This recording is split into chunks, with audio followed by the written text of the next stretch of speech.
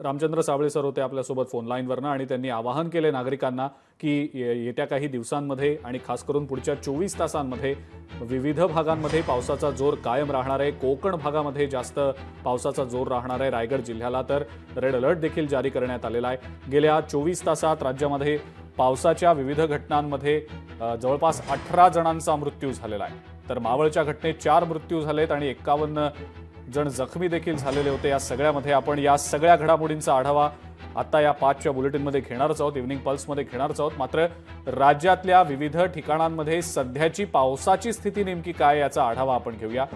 मुंबई, ठाणे आणि पुणे या 3 भागांमध्ये खास करून पावसाची सध्याची स्थिती काय आपण पाहूया। आपल्या सोबत मुंबईहून आपल्या प्रतिनिधी मीनाक्षी म्हात्रे आहेत, ठाण्याहून आपले प्रतिनिधी मनीष गांगुर्डे आपल्या सोबत आहेत, तर पुण्याहून आपले प्रतिनिधी अमोल धर्माधिकारी आपल्या सोबत आहेत।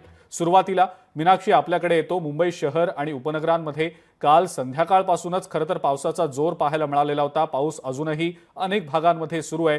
शहरात जवळपास 100 ते 110 मिलीमीटर तर उपनगरांमध्ये अंदाजे 86 ते 90 मिलीमीटर इतका पाऊस झालाय। सद्यस्थिती नेमकी काय मीनाक्षी मुंबई शहर आणि उपनगरांमध्ये पावसासंदर्भातली? निश्चितच अजिंक्य, आपण पाहतोय की कालपासूनच पाऊस जो आहे मुंबईमध्ये पुन्हा एकदा सुरू झालेला आहे।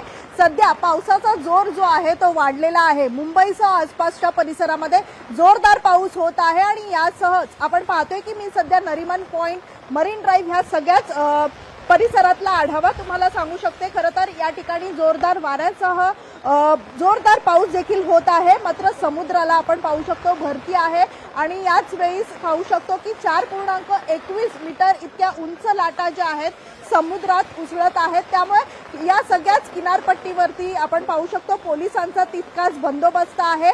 मात्र पालिका प्रशासन असेल किंवा मग या ठिकाणी पोलीस प्रशासन असेल सतर्क आहेत। या ठिकाणी कोणतेही पर्यटक असतील किंवा सर्वसामान्य असतील त्यांना या ठिकाणाहून मात्र बाहेर काढलेलं आहे।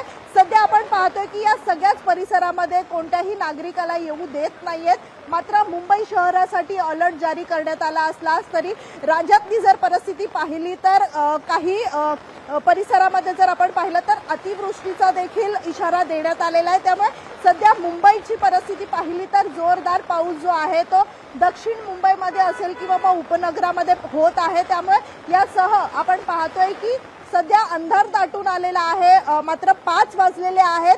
सध्या आपण पाहतोय की समुद्राला देखील तितकीच भरती आहे आणि यासह 4.21 उंच इतक्या मीटर इतक्या लाटा ज्या आहेत त्या समुद्रात आपल्याला पाहायला मिळतात।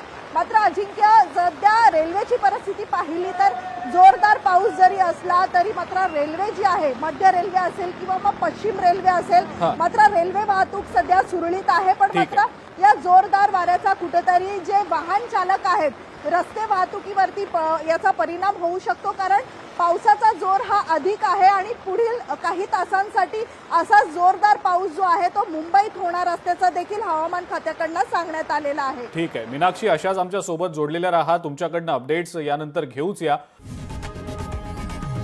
लोकशाही मराठी ऐका, पहा, जागरूक रहा।